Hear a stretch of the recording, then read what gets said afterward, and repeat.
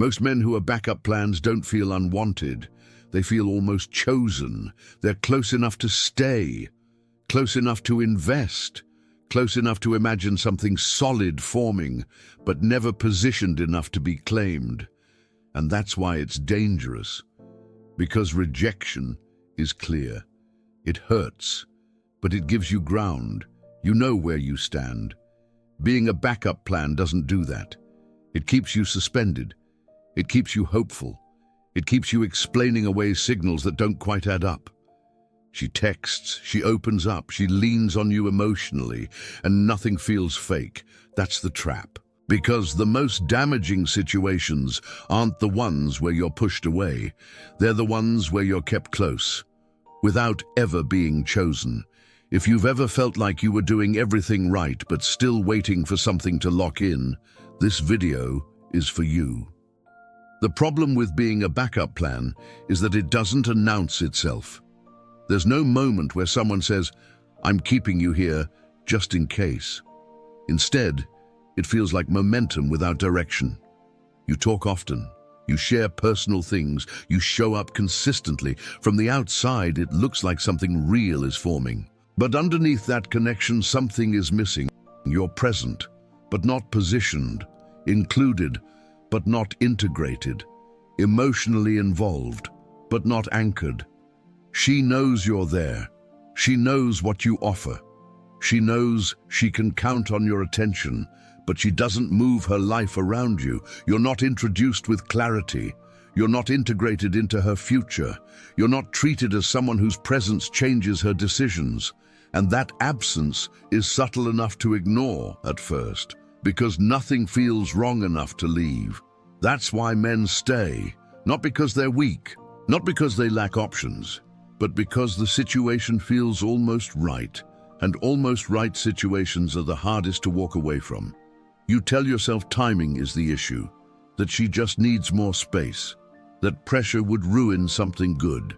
So you wait, you stay patient, you stay understanding, you stay emotionally available, without realizing that patience in this position isn't building connection. It's confirming convenience. Because when a woman truly sees you as a first choice, she doesn't leave you unpositioned. She doesn't leave you guessing where you stand. She doesn't enjoy your presence without deciding what you are to her. Backup plans aren't treated badly. They're treated carefully, kept close enough to not disappear, but far enough to never interfere with other options. And the most dangerous part is this. You don't feel rejected. You feel temporarily delayed, and that belief can keep a man stuck longer than any clear no ever could.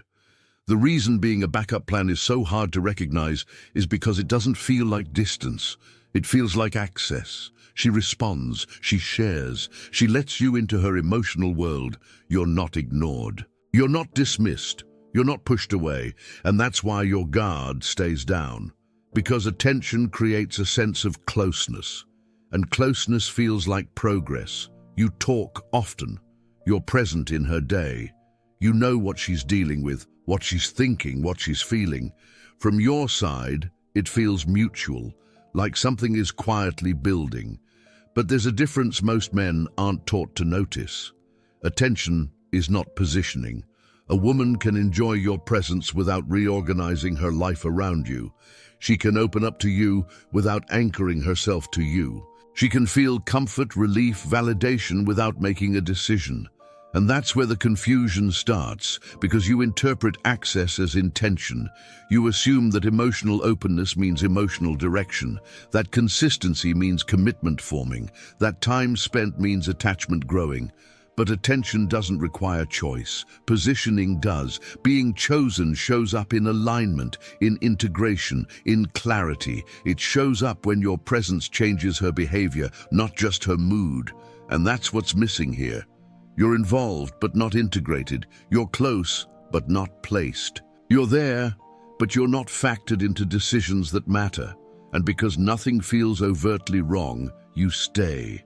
You stay because the situation feels warm, because it feels respectful, because it feels unnecessary to push for clarity. You don't want to rush something that feels natural, but natural isn't the same as directional. And attention without direction creates a dangerous illusion. It makes you feel like you're being chosen slowly, when in reality, you're being kept available. That's how backup plans are maintained, not through manipulation, not through deception, but through enough closeness to keep you invested and enough distance to avoid commitment. And unless you know how to read that difference, you don't feel like a backup plan. You feel like someone standing just before the moment things become real, waiting. Every backup plan has a word attached to it, later, not said aggressively, not used to shut you down, used gently, reasonably, almost kindly. I'm not ready right now. I just need time. Let's not rush this. I don't want to label things yet. And none of it sounds wrong. In fact, it sounds mature, self-aware, responsible. So you respect it, because you don't want to be the man who pressures. You don't want to ruin something that feels like it's unfolding naturally. You tell yourself that good things take time, but there's a difference between patience and suspension. Patience moves forward. Suspension keeps you in place, and the later pattern does something subtle to men. It turns waiting into effort. You start showing up more consistently, listening more closely, choosing your words more carefully, not because she asked you to, but because the connection feels fragile, like if you lean the wrong way, the moment might disappear. So you stay balanced. You don't ask for clarity. You don't define the situation. You don't disrupt the rhythm. You wait. And waiting starts to feel like progress. Every good conversation feels like proof. Every moment of warmth feels like momentum. Every time she opens up, it feels like you're getting closer. But notice what never changes. There's always a reason to delay. Always a moment to revisit later. Always a future version of the relationship where things become clear, and that future never arrives, because later isn't a timeline, it's a holding pattern. It allows her to keep the benefits of connection without making a decision. And it allows you to stay invested without ever being positioned. That's why this phase lasts so long, because nothing is being denied outright. You're not being rejected, you're being deferred. And deferral is more powerful than rejection. Rejection forces movement. Deferral creates hope. Hope that something just needs time. Hope that consistency will be recognized. Hope that patience will be rewarded. But commitment doesn't come from waiting, it comes from choice.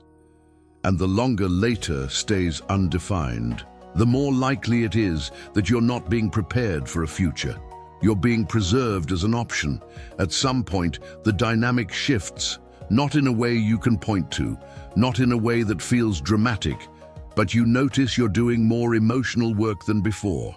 You're the one she talks to when she's overwhelmed, the one she vents to when something goes wrong, the one who knows what's bothering her before anyone else does.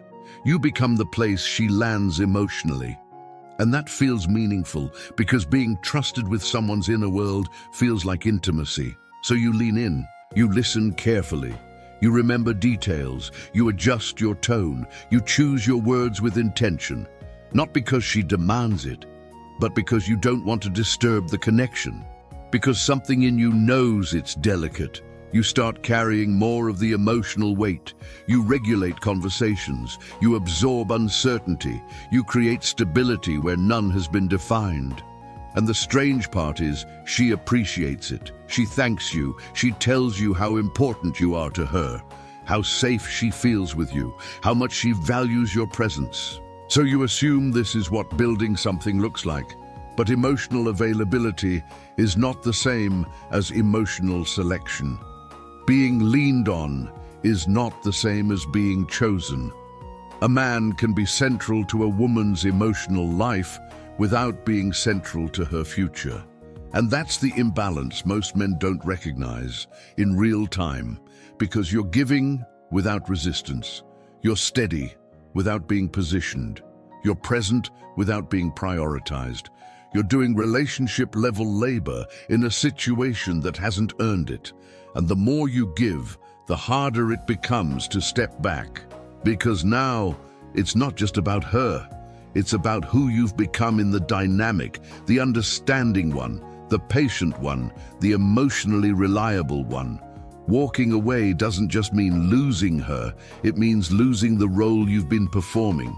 And that's why men stay in this position longer than they should, not because they're chasing her, but because they've been holding something together that was never fully mutual. The cost of being a backup plan doesn't show up all at once. It accumulates. It shows up in the way you start monitoring yourself, the way you hesitate before saying what you actually think, the way you calculate your responses instead of expressing them. You become careful, not because you're afraid of conflict, but because you don't want to disrupt what little certainty you have. So you smooth things over, you minimize your needs, you delay conversations that might force clarity, and slowly, without realizing it, your standards begin to shift, not in a dramatic way, in small, reasonable ways. You accept less consistency than you normally would. You tolerate ambiguity you wouldn't recommend to anyone else. You explain away gaps that used to feel important, because walking away now feels costly. You've invested time, energy, emotional presence. You've already imagined what this could become. And the longer you stay, the more invested you feel, even though nothing concrete has actually formed. That's when self-doubt starts creeping in. You start wondering if you're expecting too much, if your desire for clarity is unreasonable, if wanting to be chosen is somehow asking for too much, and that question alone should be alarming. Because a man who knows his value doesn't negotiate for basic positioning. But here you are doing exactly that, not out of desperation, out of hope. Hope that consistency will eventually be noticed. Hope that patience will be rewarded. Hope that effort will inspire choice. But effort doesn't create selection, it creates utility, and utility feels useful, right up until it replaces respect. That's the quiet cost of staying unchosen. You don't just lose time, you lose alignment with yourself. You start becoming the kind of man who waits to be picked, instead of the kind of man who moves when something doesn't sit right. And that shift doesn't feel dramatic in the moment. It feels practical, reasonable, temporary, until you look up one day and realize you've been adapting to a position you were never meant to accept. What keeps a backup plan in place isn't distance. It's reinforcement, not constant, not consistent, just enough warmth to keep you engaged, just enough connection to keep you hopeful, just enough closeness to make leaving feel premature. That's how the position sustains itself. When you pull back, she leans in. When you start to detach, she reconnects. When you feel ready to walk, something pulls you back into orbit. A message, a conversation, a moment of vulnerability. Not enough to move things forward, but enough to reset the doubt. This is where men get confused, because it doesn't feel manipulative, it feels responsive. It feels like timing, like emotional fluctuation, like something human, and that's why it works. Intermittent closeness is more powerful than consistency, because it trains you to wait. You don't know when the next moment will come, so you stay attentive. You stay available. You stay emotionally open. You start orienting yourself around possibility instead of reality. And every time she gives you a glimpse of what could be, your mind fills in the rest. You tell yourself, this wouldn't be happening if she didn't feel something real. And you're right. She does feel something, just not enough to choose. Backup plans aren't maintained by lies. They're maintained by partial truths. She likes you. She values you. She feels connected to you. But she also wants space, optionality, time without consequence. And as long as you're willing to stay in the in-between, there's no reason for her to resolve that tension. That's the quiet incentive structure most men never see. Your availability removes the pressure to decide. Your patience makes ambiguity comfortable. Your emotional consistency allows her to keep you without fully facing what that costs you. And the longer this goes on, the harder it becomes to tell the difference between progress and maintenance. Because maintenance feels active, it feels engaged, it feels alive, but nothing is actually moving. The relationship isn't forming, it's circulating. And circulation without direction is how men spend months, sometimes years, in a position that was never meant to become permanent. There's a moment when the dynamic stops feeling confusing and starts feeling familiar. Not familiar because you've lived it once, but because you've lived it repeatedly. You notice how every time you begin to pull away, something draws you back in. How clarity only appears when you're at the edge of leaving. How warmth returns the moment you stop reaching for it. And suddenly, it clicks. This isn't movement, it's regulation. The connection isn't progressing, it's being managed. You weren't staying because things were improving. You were staying because the discomfort was being relieved, just enough to keep you there. That's when the question changes. You stop asking, where is this going? And you start asking, why does this only feel good when I'm about to leave?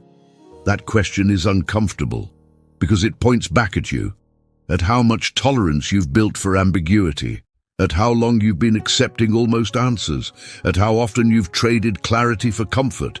And once you see that, the illusion weakens. You realize the emotional spikes weren't signs of growth. They were resets. Moments designed, not consciously but functionally, to stabilize the arrangement. Because if things ever fully settled, a decision would be required. And decisions end optionality. So the pattern maintains itself. And the most sobering realization isn't about her. It's about how much you've been waiting for something to become real, instead of noticing that it was already defined by what it wasn't. You weren't overlooked. You were placed, not at the center, not at the edge, in between. And once you recognize that position, it becomes impossible to stay in it without awareness. The confusion fades, not because the situation improves, but because it's finally named. And naming it is what prepares you for the shift that comes next. Once you see the pattern, something changes quietly, not in her behavior, in yours. You stop waiting for the next signal, the next moment of reassurance, the next emotional spike that makes staying feel justified. Because now you understand what those moments were doing. They weren't leading somewhere, they were keeping you somewhere. And that understanding removes their power. You don't feel angry, you don't feel rejected, you feel clear. Clear enough to notice when effort isn't being matched, when warmth isn't followed by alignment, when access isn't accompanied by choice. And instead of explaining, instead of waiting, instead of managing the dynamic, you pause. You stop offering relationship-level presence to situations that haven't earned it, not as a tactic, not as a withdrawal, as a standard. You stop filling in gaps with patience. You stop justifying ambiguity with hope. You stop translating silence into meaning, because clarity doesn't need to be chased. It either exists or it doesn't. And the moment you stop negotiating your place, the entire dynamic reveals itself. Some people step forward, others fade. Not because you changed who you are, but because you stopped compensating for what was missing. And that's the part most men never realize. You don't exit backup plan situations by demanding more. You exit them by requiring less ambiguity, by noticing when your presence isn't changing anything, by recognizing when you're being kept emotionally close but structurally distant, by understanding that being chosen doesn't feel confusing. It feels clear. And once clarity becomes the standard, you no longer need to protect yourself from being a backup plan, because you won't stay long enough to become one. The goal was never to prove anything, not to convince her, not to extract clarity, not to turn patience into commitment. The goal was always alignment. And once you understand that, the ending stops feeling like a loss, because you weren't walking away from something that was working. You were walking away from a position that was costing you. Being a backup plan isn't about being unwanted. It's about being available without being chosen. And the moment you stop offering that position, the confusion disappears. You don't need dramatic exits. You don't need explanations. You don't need closure conversations that go in circles. You move differently. You notice when your presence doesn't change behavior. You notice when interest doesn't translate into action. You notice when connection exists without direction. And you don't argue with that information. You respect it. Because self-respect isn't loud. It doesn't announce itself. It doesn't demand recognition. It simply withdraws from situations that don't meet the standard. That's how men stop becoming backup plans. Not by hardening, not by closing off, not by distrusting everyone, but by understanding one thing clearly. Being chosen is obvious. It doesn't require patience. It doesn't require interpretation. And it never requires you to negotiate your place. If this video gave language to something you've felt but never fully named, subscribe, not out of habit, not for noise, but because clarity compounds. And the more you understand how these dynamics actually work, the less time you'll ever spend waiting in positions that were never meant to last.